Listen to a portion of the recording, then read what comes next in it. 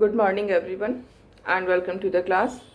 Today we are going to start a new chapter from book 1, and the name of the chapter is Contemporary South Asia.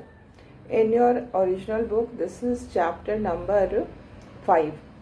Okay, but according to revised syllabus this is your chapter number 4.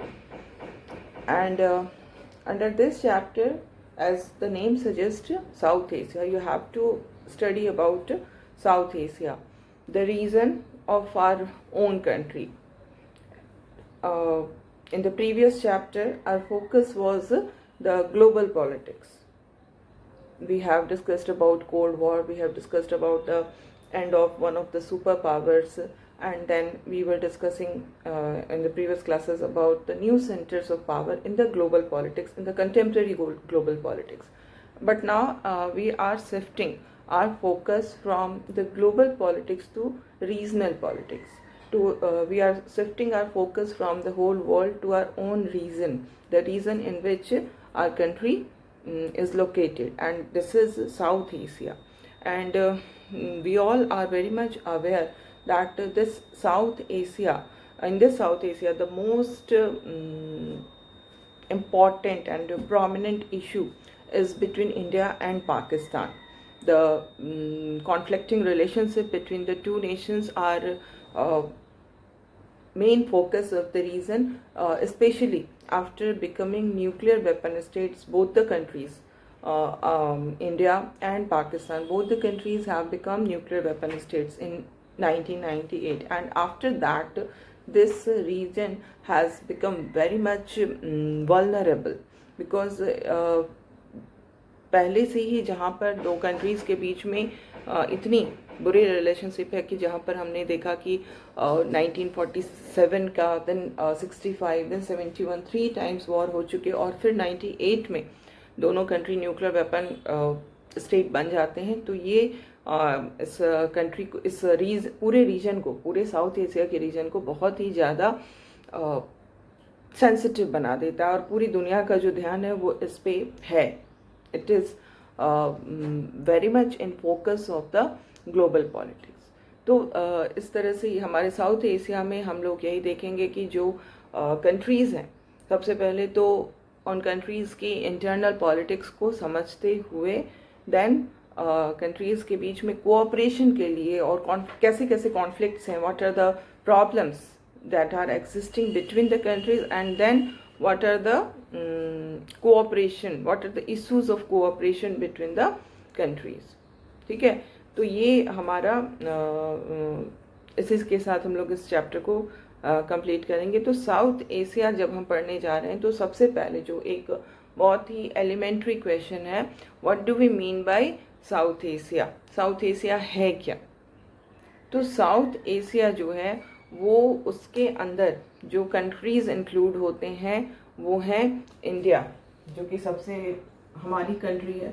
इसको लेकर अगर हम समझेंगे तो हमारे लिए ये समझना आसान होगा, इंडिया. और इसके अलावे जो भी इंडिया के नेबरिंग कंट्रीज़ हैं, जैसे Pakistan, Nepal, all the neighbouring countries of India, है ना, Nepal, Bhutan, then Bangladesh,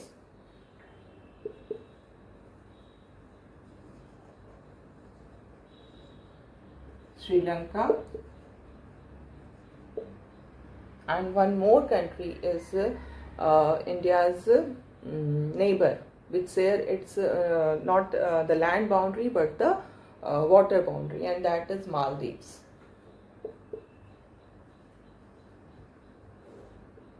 So these are the countries of South Asia.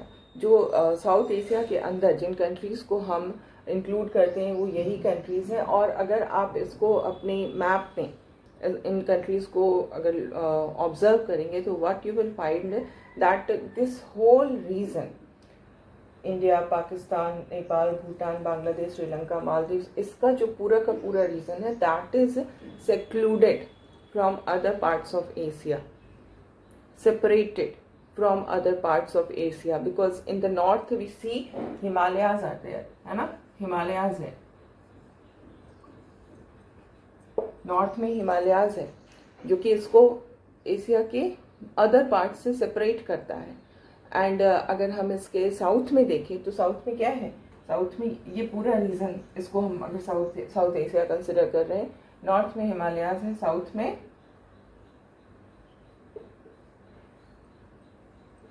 Indian ocean है ना, साउथ में इंडियन ओशन है, और वेस्ट में क्या है,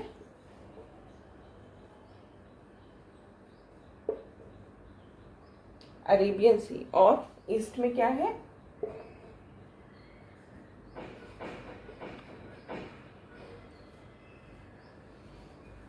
बे ऑफ बंगाल। तो इस तरह से ये जो नेचुरली इस तरह के बाउंड्रीज हो गए चारों तरफ से, कि ये जो रीजन है दैट इज एक तरह का इंसुलर रीजन हो जाता है, जो कि बाकी सारे एशिया के पार्ट से सेपरेटेड है ना, सेग्रीगेटेड है, इंसुलर है। और इसी कारण ये जो बाकी एशिया के अदर पार्ट से इस तरह के जियोग्राफिकल फीचर के कारण ये जो रीजन है पूरा का पूरा वो सेपरेटेड है। And that is the region what we find that यहाँ पर इस पूरे रीजन में एक पर्टिकुलर टाइप ऑफ कल्चर जो है वो डेवलप हुआ है, लैंग्वेज जो कि इन सब का आपस में देखेंगे काफ़ी कुछ मिलता जुलता, लैंग्वेज मिलता जुलता, कल्चर, सोसाइटी के जो नॉर्म्स हैं, वैल्यूज़ हैं, वो सारे कुछ बहुत ज़्यादा एक दूसरे से मिलते जुलते हैं, क्योंकि ये एरिया जो है, ये जो साउथ एशिया जिसको हम कह रहे हैं, that is separated from other parts of Asia by natural boundaries. And this is the reason कि इसको हम सब कॉन्टिनेंट भी कहते हैं। ये जो रीज़न है इसको हम इंडियन सब कॉन्टिनेंट के नाम से जानते हैं। This is also known as, इसको एक तो हम साउथ एशिया कह रहे हैं, और इसके अलावे इसी रीजन को हम इंडियन सब कॉन्टिनेंट के नाम से भी जानते हैं।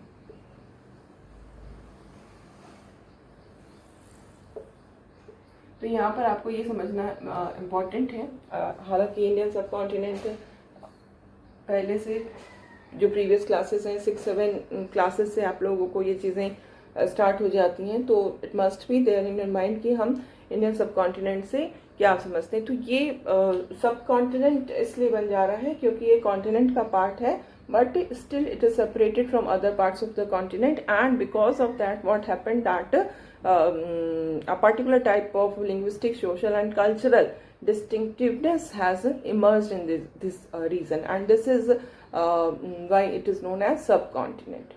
ठीक है। और अगर हम आगे देखें तो इस रीजन में कुछ नए कंट्रीज को भी कभी कभी इंक्लूड, जैसे इन कंट्रीज के अलावे भी कुछ कंट्रीज हैं जिनको इंक्लूड करने की बात की जाती है। जैसे कि अगर हम इसकी बाउंड्रीज को साउथ और नॉर्थ में देखें तो क्या देखते हैं कि वहाँ पर ये नॉर्थ में तो हिमालय हो गया, तो हिमालय के उधर जो भी है, हिमालय के नॉर्थ में जो भी है वो इसमें नहीं आएगा। हिमालय के जो भी साउथ में रीजन्स हैं, जो भी कंट्रीज हिमालय के साउथ में पड़ती हैं वही इसके अंदर आ रही हैं। साउथ में भी अगर हम देखें तो इंडियन ओशन है, तो इंडियन ओशन के ऊपर नॉर्थ में जो भी कंट्रीज है वही इसमें आ रही हैं। तो नॉर्थ और साउथ में प्रॉब्लम नहीं है, प्रॉब्लम आती है ईस्ट और वेस्ट में। तो अगर वेस्ट में हम देखते हैं इंडिया को, जैसे आप इंडिया के मैप को कंसिडर करिए, इंडिया के बगल में पाकिस्तान है, पाकिस्तान का नेबरिंग कंट्री अफगानिस्तान है, और अगर अफगानिस्तान को आप देखेंगे तो अफगानिस्तान का जो ऊपर वाला पोर्शन है वो इंडिया से भी वो टच करता है। हालांकि जो पार्ट अफगानिस्तान का इंडिया से टच करता है आज के डेट में, that portion of India is not with India, that is पाक ऑक्यूपाइड कश्मीर, POK। तो स्टिल हम लोग अफगानिस्तान को भी मतलब कई बार इंडिया के नेबर्स में इसको भी इंक्लूड किया जाता है, और इस कारण से साउथ एशिया में कई बार अफगानिस्तान को भी इंक्लूड करने की बात की जाती है ना। इसी तरह से अगर हम, ये तो हमने वेस्ट में देखा, वेस्ट में देखा अफगानिस्तान का मैटर, और इस तरह से अगर ईस्ट में देखें तो इंडिया के जस्ट बगल में कौन सी कंट्री है, अगर नॉर्थ ईस्टर्न स्टेट्स को देखें तो जस्ट जो नेबरिंग कंट्री है वो म्यांमार है। तो कई बार म्यांमार को भी इंक्लूड करने की बात की जाती है। तो ये दो कंट्रीज जो हैं, अफगानिस्तान और म्यांमार, भी कई बार इंक्लूड कर लिए जाते हैं साउथ एशिया में। और ये आपको याद रखना है कि इस बुक के अंदर जो हम आपके इस चैप्टर में जो हम साउथ एशिया पढ़ रहे हैं उसमें हम अफगानिस्तान और म्यांमार को इंक्लूड नहीं कर रहे हैं। We are including only these countries, ठीक है। हालांकि अफगानिस्तान और म्यांमार को भी माना जा सकता है साउथ एशिया का ही पार्ट, लेकिन हम अपने डिस्कशन में इसमें साउथ एशिया को इंक्लूड नहीं करेंगे, ठीक है। इसी तरह से अगर हम देखें तो चाइना जो कि इंडिया के नॉर्थ में है, that is also not a part of South Asia.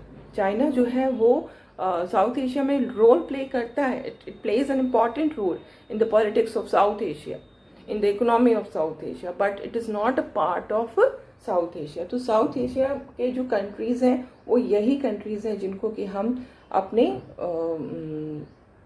Chapter के अंदर जिसको हम पढ़ेंगे। तो अगर हम साउथ एशिया के जियो पॉलिटिक्स को देखें तो ये एक यूनिट की तरह है, जो इसकी जियोग्राफिकल फीचर्स के साथ अगर हम इसको देख रहे हैं तो it is like a unit, but यहाँ पर डाइवर्सिटी भी बहुत ज़्यादा एग्जिस्ट करती है। Diversity is also there, still it behaves like a geopolitical unit. And now we see that about the countries of South Asia. तो अगर in various countries पे हम ऑब्ज़र्व करते हैं तो इन सारे कंट्रीज़ में अगर देखा जाए तो सिर्फ इंडिया और श्रीलंका ही ऐसी कंट्री है जहाँ पर कि डेमोक्रेसी रियल सेंस में एग्जिस्ट कर रही है पिछले 70 ईयर्स से, जब से इन कंट्रीज़ को आज़ादी मिली है। और इसके बारे में हम लोग और भी अभी देखेंगे। इंडिया का तो आपको पूरा का पूरा सेकंड बुक जो है that is about politics since independence, तो वो तो आपको उसमें सारा कुछ कवर हो जाएगा। बट यहाँ पर हम लोग अभी श्रीलंका के बारे में देखेंगे कि कैसे श्रीलंका में जो डेमोक्रेसी इस्टेब्लिश हुई, प्रॉब्लम्स आई, कैसे उन प्रॉब्लम्स को टैकल किया गया और कैसे डेमोक्रेसी वहाँ पर इस्टेब्लिश हुई। तो इन दोनों कंट्री के साथ सबसे बड़ी चीज़ यही है कि यहाँ पर डेमोक्रेसी जो है वो रही।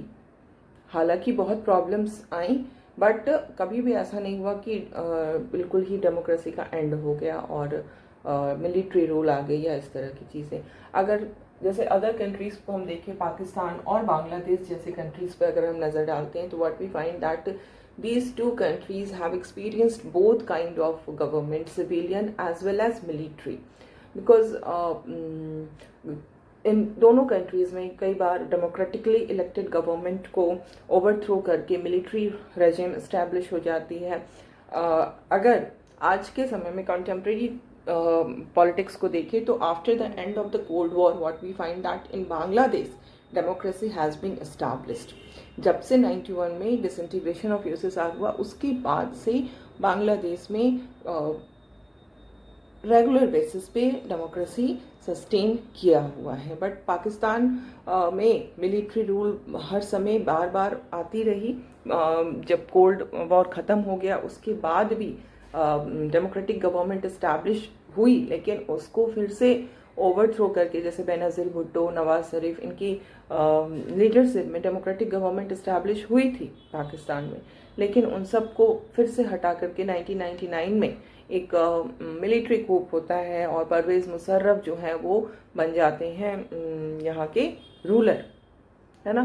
तो मिलिट्री रूलर और फिर उसको वो एक डेमोक्रेटिक कवरिंग भी पहना देते हैं। लेकिन अभी अगर हम देखें तो आज के समय में भी पाकिस्तान जो है वो सेकंड टर्म चल रहा है वहाँ पे डेमोक्रेटिकली इलेक्टेड गवर्नमेंट का, तो एक बहुत ही पॉजिटिव ग्रोथ जो है वो हो रहा है ना पाकिस्तान में भी टुवर्ड्स डेमोक्रेसी। एंड अगर हम नेपाल को देखते हैं तो नेपाल जो थी वो एक कॉन्स्टिट्यूशनल मोनार्की, नेपाल में कॉन्स्टिट्यूशनल मोनार्की थी, राजा हुआ करते थे। ये आपने नेपाल की स्टोरी हर सिविक्स की बुक में, it started from class 8th में आपने नेपाल के बारे में पढ़ा होगा।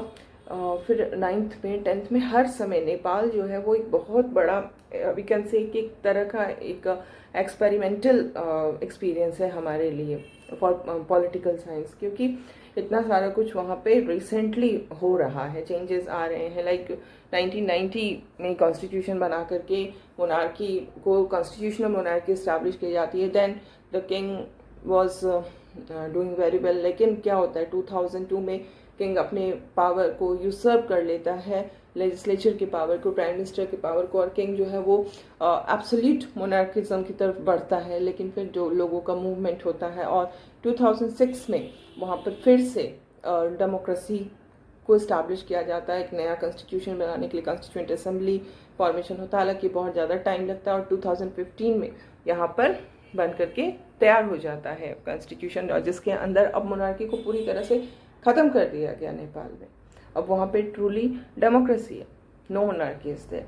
तो इस तरह से हम देखते हैं कि जो एक्सपीरियंसेस हमारे हैं कि हर कंट्री में जिधर भी हम देखें, चाहे वो हम बांग्लादेश को देखें, चाहे पाकिस्तान को देखें, चाहे नेपाल को देखें, all the countries of South Asia actually they are moving in the direction of democracy. Pakistan में मिलिट्री रूल रहा करता था, डेमोक्रेटिकली इलेक्टेड रूलर्स को ओवरथ्रो करके मिलिट्री कूप हो जाए, और मिलिट्री रूलर जो है वो फिर एक डेमोक्रेटिकली कवरिंग में अपना रूल कर रहे हैं। बांग्लादेश में वही कंडीशन रहता था। नेपाल में राजा रूल करता था, जो कि कॉन्स्टिट्यूशनल मोनार्की होते हुए भी ऐसे सिचुएशंस आए जबकि उसने पावर को यूशर्प कर लिया, दूसरे के पावर को छीन लिया, पार्लियामेंट की पावर को छीन लिया, प्राइम मिनिस्टर की पावर को छीन लिया और एब्सोल्यूट की तरफ बढ़ा। लेकिन अल्टीमेटली लोगों का जो एस्पिरेशंस था, aspirations of the people was towards the democracy. They wanted to have democracy, they wanted to have freedom, and that is the reason we can say ki this the whole region of the South Asia is moving towards democracy. Now we can say that democracy is becoming an accepted norm in the entire region of South Asia. हर कोई इस चीज़ को अब ये accept कर रहे हैं कि democracy ही जो है वो बेस्ट फॉर्म ऑफ गवर्नमेंट है। अगर इन हमने पाकिस्तान, नेपाल, बांग्लादेश, श्रीलंका, इंडिया को देखा, अब ये दो छोटे country, these are the smallest countries. Maldives को अगर हम देखें तो मालदीव्स और भूटान, ये दोनों जो है ये साउथ एशिया के स्मॉलेस्ट कंट्रीज में इनकी गिनती होती हैं, बहुत ही छोटे हैं एरिया वाइज। तो यहाँ भी जो हम देखते हैं कि चेंजेस आ रहे हैं, जैसे भूटान जो है वो 2008 में कॉन्स्टिट्यूशनल मोनार्की बन गया। उसके पहले वहाँ पे कॉन्स्टिट्यूशनल मोनार्किज्म नहीं था, मतलब मोनार्की जो थे वो अपने हिसाब से काम करते थे, लेकिन 2008 में कॉन्स्टिट्यूशन के अकॉर्डिंगली काम करना। तो this is a great development towards democracy. और इतना ही नहीं, वहाँ पर ये भी हुआ कि मल्टी पार्टी सिस्टम भी स्टार्ट हो गया, है ना। तो मल्टी पार्टी सिस्टम अगर स्टार्ट हो जा रही है कॉन्स्टिट्यूशनल मोनार्की, तो this is they are going towards democracy, है ना। तो यही इसी तरह से फिर अगर हम मालदीव्स में भी देखें, जो कि एक आइलैंड नेशन है, तो मालदीव्स में भी सल्तनत हुआ करती थी। सल्तनत वही मोनार्किकल सिस्टम टिल 1968, लेकिन उसके बाद ये एक रिपब्लिक में चेंज हो गया। You must understand the meaning of Republic.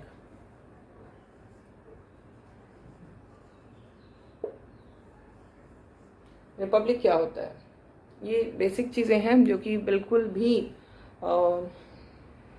हर समय आपके दिमाग में रहना चाहिए। इसके लिए सोचने की जरूरत नहीं पड़नी चाहिए कि रिपब्लिक क्या है। रिपब्लिक वो होता है जहाँ पर कि हेड ऑफ द स्टेट जो है, he or she should be elected directly or indirectly. If the head of the state is not elected, if the head of the state is dynastic, then it will not be a republic. If the head of the state is hereditary, like UK is not a republic. Why? Because in UK the head of the state is king or the queen, and king or queen are not elected by the people either directly or indirectly. They are the hereditary rulers, though they are not having any actual power. Actual power rests with the prime minister, with the cabinet of ministers only, but they are existing as head of the country, head of the state. So in that situation, UK is not considered to be as republic. In the similar way, India जो है वो एक Republic है. क्यों Republic है? क्योंकि हमारे यहाँ जो हेड ऑफ द स्टेट है that is president, and president is indirectly elected by the people. Because he is elected by the people, so it is a republic. India is a republic. Nepal भी अगर हम देखें तो जब तक नेपाल में 2008 में वहाँ पर किंग के इंस्टीट्यूशन को ख़त्म किया गया, तो till 2008 Nepal was also not a Republic, but after 2008 it became a republic, है ना. तो अब जैसे भूटान को हम लोग देख रहे हैं, Bhutan is also not a republic because Bhutan is under the constitutional. In Bhutan there is constitutional monarchy, मतलब मोनार्की एग्जिस्ट कर रहा है, मतलब किंग है. तो किंग जब भी होगा तो he will not be elected. King जिसको भी हम किंग कहेंगे, किंग कभी भी इलेक्टेड नहीं होता. किंग का जो पोस्ट होता है वो हेरिडिटरी होता है, और जब भी किंग होगा तो फिर किंग या क्वीन होंगे, तो फिर वहाँ पर रिपब्लिक नहीं होगा. तो Bhutan is not a Republic. लेकिन रिपब्लिक नहीं होते हुए भी हम डेमोक्रेटिक हो सकते हैं. इन चीज़ों को बिल्कुल समझ लेना चाहिए. अगर हम रिपब्लिक नहीं भी हैं तो भी हम डेमोक्रेटिक हो सकते हैं. जैसे कि यूके का ही हमने एग्जाम्पल लिया कि UK is not a republic because the head of the state in UK is king और the queen. But the king or the queen is not having any actual power. They are not having any real power. The real power rests with the representatives of the people. So it is democratic type of government, but not republic. तो Republic है, ये जरूरी नहीं है कि Republic अगर वो नहीं है कोई कंट्री तो वो डेमोक्रेटिक भी नहीं होगा. रिपब्लिक नहीं होते हुए भी कोई कंट्री डेमोक्रेटिक हो सकता है ना.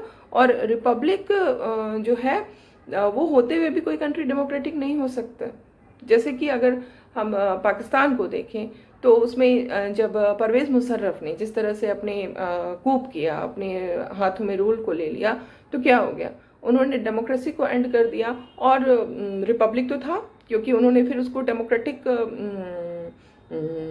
कवरिंग बना करके इलेक्शंस वगैरह किए, तो रियल डेमोक्रेसी नहीं था, लेकिन रिपब्लिक था वो, क्योंकि हेड ऑफ द कंट्री जो है वो इलेक्टेड हो रहा था. तो इस तरह से ये चीज़ें हैं कि अगर हम मालदीव्स को भी देखें तो मालदीव्स में भी सल्तनत का रूल था टिल 1968, और 1968 के बाद से वहाँ पे वो रिपब्लिक बन गया, यानी कि राजा के इंस्टीट्यूशन को, किंग के इंस्टीट्यूशन को ख़त्म कर दिया गया और प्रेसिडेंशियल फॉर्म ऑफ गवर्नमेंट को उन्होंने अडॉप्ट किया, जहाँ पर कि प्रेसिडेंट जो होता है वो हेड ऑफ द स्टेट होते हैं. ठीक है. और इसी तरह आगे देखते हैं कि जून 2005 में जो मालदीव्स की पार्लियामेंट थी उन्होंने मल्टी पार्टी सिस्टम को भी स्टार्ट कर दिया. और आज के समय में हम देखें तो जो मालदीवियन डेमोक्रेटिक पार्टी है, MDP, मालदीवियन डेमोक्रेटिक पार्टी, वो डोमिनेट कर रही है मालदीव के पॉलिटिकल अफेयर्स को. और 2018 में वहाँ पे इलेक्शन हुआ मालदीव्स में, और उस इलेक्शन में यही MDP जो है, मालदीवियन डेमोक्रेटिक पार्टी, जीती है और वो वहाँ पर रूल कर रही है. ठीक है. तो ये हम जो देख रहे हैं डिफरेंट कंट्रीज़ का जो एक्सपीरियंसेस हम देख रहे हैं साउथ एशिया में, वो यही हमको नज़र आ रहा है कि the people in this region has the aspiration for democracy. People aspire for democracy, people aspire for freedom, and this can be proved by the happenings in Nepal, by the happenings in Bangladesh, in Pakistan. So all these are saying that people have aspiration for democracy. और इसके लिए कुछ सर्वे भी हुए हैं इस regarding. South Asian region जो है, उस रीजन में जो लोग हैं, जो कंट्रीज़ हैं, वहाँ के लोगों का सर्वे भी हुआ है. और ये जो सर्वे है, उस सर्वे में 5 जो बड़े कंट्रीज़ हैं रीजन के, उनका ही सर्वे हुआ है, जिसमें कि ये 5 countries, India, Pakistan, Nepal, Bangladesh, Sri Lanka, these 5 countries are included in this survey. और इसमें यही समझ में आया है कि यहाँ पर वाइड स्प्रेड सपोर्ट है डेमोक्रेसी के लिए. ऑर्डिनरी सिटीजन जो है, चाहे वो रिच हो, चाहे वो पुअर हो, चाहे वो डिफरेंट किसी भी रिलीजन को बिलोंग करता हो, उनका यही सोच है कि जो डेमोक्रेसी है वही हमारे लिए बेस्ट फॉर्म ऑफ गवर्नमेंट है. They all support this representative democracy. आज के समय में जो हम डेमोक्रेसी का जो फॉर्म है जो एग्जिस्ट करता है, that is representative, because we can not rule ourselves. हम खुद से डायरेक्टली रूल नहीं कर सकते हैं, हम अपने रिप्रेजेंटेटिव्स के थ्रू इनडायरेक्टली रूल करते हैं अपने ऊपर, है ना. तो this is called representative democracy. तो हर कहीं जो हम देखेंगे सर्वे जो हुआ वो यही कहता है कि लोगों में लोग इसको बेस्ट फॉर्म ऑफ गवर्नमेंट मानते हैं, मोस्ट ऑफ द पीपल, और वो सपोर्ट करते हैं इस रिप्रेजेंटेटिव डेमोक्रेसी को. उनका ये कहना है कि ये जो फॉर्म ऑफ गवर्नमेंट है, डेमोक्रेटिक फॉर्म ऑफ गवर्नमेंट जो है, वो बाकी फॉर्म ऑफ गवर्नमेंट से कहीं ज़्यादा अच्छी है और उनकी कंट्री के लिए सुटेबल है ना. तो ये बहुत ही इम्पॉर्टेंट है. इसलिए इम्पॉर्टेंट है क्योंकि पहले क्या माना जाता था कि पहले कहने का सेंस कि वी कैन से कि before the end of the second world war, जिसको हम कहेंगे कि 1945 के समय तक ये माना जाता था कि जो डेमोक्रेसी है वो that can only flourish in a rich country, that can only flourish in a country where people are educated, and the country which is poor and the country which has illiterate population cannot support democracy. ऐसा ही thinking था. जो अगर हम 1945 तक की situation को देख रहे हैं तो क्या था 1945 तक? जो यूरोप की कंट्रीज थे वहाँ पर डेमोक्रेसी आ चुकी थी, अमेरिका में डेमोक्रेसी आ चुकी थी, और जो एशिया की कंट्रीज थे, अफ्रीका की कंट्रीज थे, they were all the colonies of the western power, है ना. जो वेस्टर्न कंट्रीज थे उनके वो कॉलोनी बने हुए थे, तो वहाँ पर डेमोक्रेसी तो था ही नहीं. जब हम कॉलोनी थे तो how can we be a democratic country? जब इनको आज़ादी मिलती है सेकेंड वर्ल्ड वॉर के बाद, एशिया और अफ्रीका की कंट्रीज को जब आज़ादी मिलती है तो क्या होता है कि they started their experiment with democracy. और ये जो एक्सपेरिमेंट स्टार्ट हुआ तो इसमें बहुत हमें डिस्करेज किया गया. ऐसा कहा कि जैसे इंडिया का ही अगर हम एग्जांपल लें तो इंडिया में जब डेमोक्रेसी के लिए पहली रिक्वायरमेंट क्या होती है, कॉन्स्टिट्यूशन में प्रोविजन कर दिया गया, ठीक है, कि डेमोक्रेसी स्टैब्लिश होगी, इस तरह से होगा. Everything is prescribed in the democracy, in the constitution. सब कुछ लिख के दिया गया कॉन्स्टिट्यूशन में. अब नेक्स्ट स्टेप क्या होगा? How democracy will be established in reality? The first step is conducting election, है ना. तो इसी तरह से इंडिया में जब हमारा कॉन्स्टिट्यूशन बन गया 1950 की 26 जनवरी को हमारा कॉन्स्टिट्यूशन अडॉप्ट भी इम्प्लीमेंट कर लिया गया. उसके बाद जो हमारे सामने, हमारी गवर्नमेंट के सामने जो सबसे पहला चैलेंज था वो यही था कि इलेक्शन कंडक्ट कराना. और ये बहुत इतना चैलेंजिंग जॉब था जो कि हम और आप इस समय में उसका अंदाज़ा करना मुश्किल है, क्योंकि हम आज इतना आगे बढ़ चुके हैं कि उस सिचुएशन को अगर आप सोचिए कि जहाँ पर जो एलिजिबल वोटर्स थे उनका सिर्फ 18% लिटरेट था. ऐसे वोटर्स के साथ इलेक्शन कंडक्ट करना जो कि 200 साल की गुलामी में रहा हो और उस 200 साल के पहले जो मोनार्किकल सिस्टम के अंदर रह रहा था, it was real a very very difficult task. But हमने इसको बहुत ही अच्छे से किया. हमारे इलेक्शन कमीशन ने बहुत ही बढ़िया से सारे काम को किया, गवर्नमेंट ने बहुत सही तरीके से सब कुछ कंडक्ट किया, और सारी दुनिया की जो नज़र थी वो हमारे इलेक्शन पे थी. इसको क्या कहा जा रहा था कि Gamble, the biggest Gamble in history. You will study all these things in second book, जो हमारा सेकेंड बुक है जिसमें कि आप पॉलिटिक्स एंड इंडिपेंडेंस पढ़ेंगे. तो उसका जो फर्स्ट चैप्टर है वो यहीं से स्टार्ट हो, सेकेंड चैप्टर उसका यही है कि किस तरह के सिचुएशन में इंडिया में इलेक्शंस कंडक्ट होते हैं और दुनिया का क्या नज़रिया था.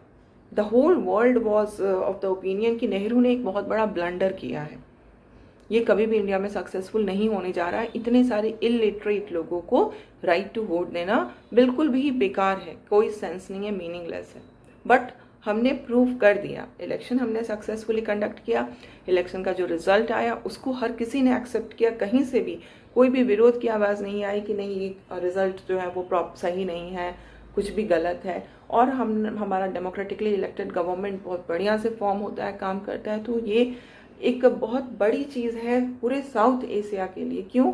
क्योंकि ये माना जाता था कि जो पुअर कंट्रीज़ हैं, जो जहाँ पर इतने सारे लोग इलिटरेट होते हैं, वहाँ पर डेमोक्रेसी आ ही नहीं सकती. Democracy is not possible in a country which is rich, which is poor, and a country which has more number of illiterate people. But हमने उन सबको गलत प्रूव कर दिया.